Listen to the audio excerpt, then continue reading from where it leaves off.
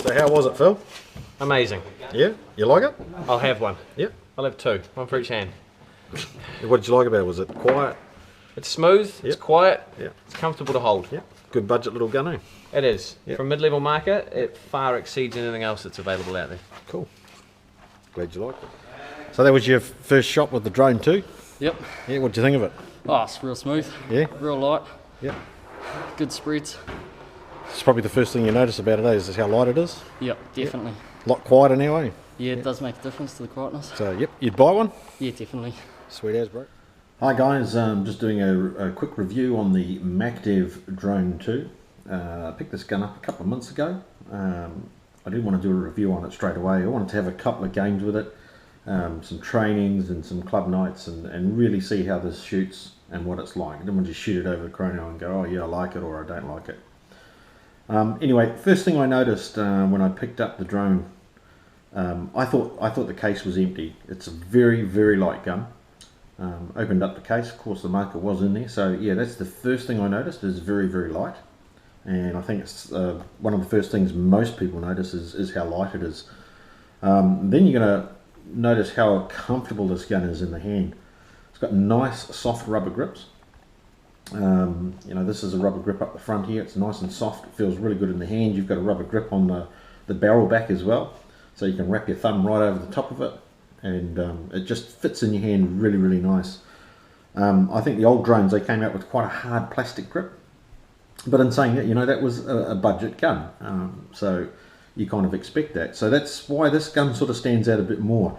It's an entry-level marker or mid-range marker, but it's got really, really nice grips. I mean, they're the same grips, I think they're on the, I haven't seen the new clone, but I'm sure it's the same grips. Nice soft rubber. So yeah, the first thing I normally do when I get a Macdev marker is check the trigger out. Majority of the time I usually change the trigger. I usually get a violent trigger or whatever else is out there, but it's usually a violent trigger. This trigger, however, there is no side-to-side play. It's a blade trigger. I'm not the biggest fan of blade triggers, but this trigger is amazing. Absolutely love it. I'm not even going to worry about putting another trigger on. This trigger's staying. Yeah, love this trigger. Can't talk about it enough. It's really amazing. Okay, the next thing we're going to look at is the drivetrain. How simple the drivetrain is. A lot of people looked at the VXs and the GTIs, and yeah, I mean, they thought it was really, really complicated. I didn't think so. The majority of those O-rings you don't have to change, so I wasn't fussed about it at all. I quite liked it. But however, this marker is really easy to maintain. I mean, if you want to pull out the drivetrain and service it at the field, it's going to be really easy. Just going to quickly take it apart now, show you how quick it is. You know, you're just going to be pulling off the back cap. Whoops. There you go, you've got a back cap. And that is the drivetrain. Okay, it's all Delrin. The old drone, I think the front part was metal or the back part was metal. One part was metal, which added a little bit of weight. This thing is as light as a feather. The only weight I can feel is the actual bolt, because the bolt is actually metal. If you take the bolt out, it weighs nothing. So it's a matter of unscrewing it in the center, and you just push the bolt out. See, it's very simple. That comes out. Bang. Whoops. Bang. I'm not sure whether you can see all that. But that's all there is to this marker. You know, you've got O-rings on the outside, but they're not moving O-rings, or moving parts, so they're not going to wear out. You might have to replace the odd O-ring on the bolt and on there, and but you know, how many is there? There's not many, so it's going to be pretty easy to maintain. So it's a great marker for the beginner. Just putting it back together, show you how simple it is. Really easy to maintain, which is important, I think, for some of the guys. A lot of guys I play with, maintaining a marker is wiping the mud and dust and paint off it at the field when they finish playing. So a lot of them don't even really get into the internals. So yeah, very easy gun to maintain. You know, the other good thing about it, it's a wireless grip frame. So this grip frame, you can undo those two bolts there, and this whole grip frame comes apart. There's no wires. In the old days you used to have to pull out eye wires, you know, the solenoid wire and all that little stuff, and when sticking it back together, if you pinched a wire, something wouldn't work, and then you'd have to pull it all apart again. This marker is completely wireless. It just comes. I'm not going to do it. It's there's plenty of videos on YouTube that show you that. But that grip frame will come away, and apparently, again, it is compatible with the Cyborg and the clone. The other thing I noticed about this marker is how efficient it was. You know, the first drone that came out was a really good little marker. I don't think it was as efficient as this, but you know, it was a really good little marker. This marker, however, you know, I'm going to trainings or playing a game thinking, oh, I better fill up with air, and then go, oh, I've got plenty left. Again, I'm not going to do a efficiency test because there are heaps on YouTube already, but I've estimated that I'm getting about 8 plus, maybe 8 or 9 pods out of a 3000 fill. Okay, so that's pretty good for a little entry-level marker. So yeah, you just sort of don't have to worry about running out of air. The ASA on this marker, it's again, it's the same as the GTI's, or it looks the same as the GTI, but it's the same as the one on the Cyborg and the new clone.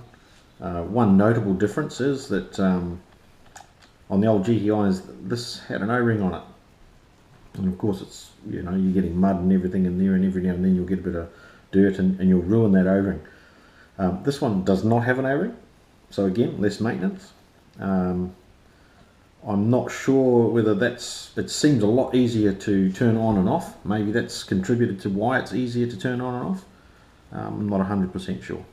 But yeah, great ASA. Really simple, easy to turn. Greasy hands with paint on it. I've had no trouble turning this thing on. Another thing you'll notice about this marker is it has a little screen here. It's upgradable to an OLED screen later on, which will be the same screen that the Cyborg and the new clone will have. It doesn't come out standard with it, so it's upgradable, which is another great thing, because if you're strapped for cash like a lot of paintballers are, you can get into this marker on a budget and then upgrade it later on if you want to. Mind you, having said that, you know, the board that's in it's really simple and really easy to use. I've always had OLED screens, but hey, this one's really good, really easy to make, to tune and to muck around with. So I wouldn't really look at getting one if you don't have to. But got to say, OLED screen's pretty good. You look at them and you know what your marker's doing. The marker also comes standard with a what's called a shift light barrel, so shift 2 light barrel. So basically what you're getting is a 2-piece barrel, but it does not have the inserts, which is fine. That's great for a standard marker. So you got 2 pieces, which is reverse threaded, which just confused me quite a bit. I'm used to it being the other way. So normally standard with this marker you will get a 2-piece barrel, and it's a shift light barrel, so it does not have the inserts. However, I highly recommend, probably one of your first upgrades on this marker, if you're going to upgrade anything, is to get the shift 2 kit. Then you can have all the inserts, and you know, if the bore on the paint that you're shooting at a tournament is big or small, you can change it. So highly recommend that. That's going to make a huge difference to your air efficiency and your shot quality.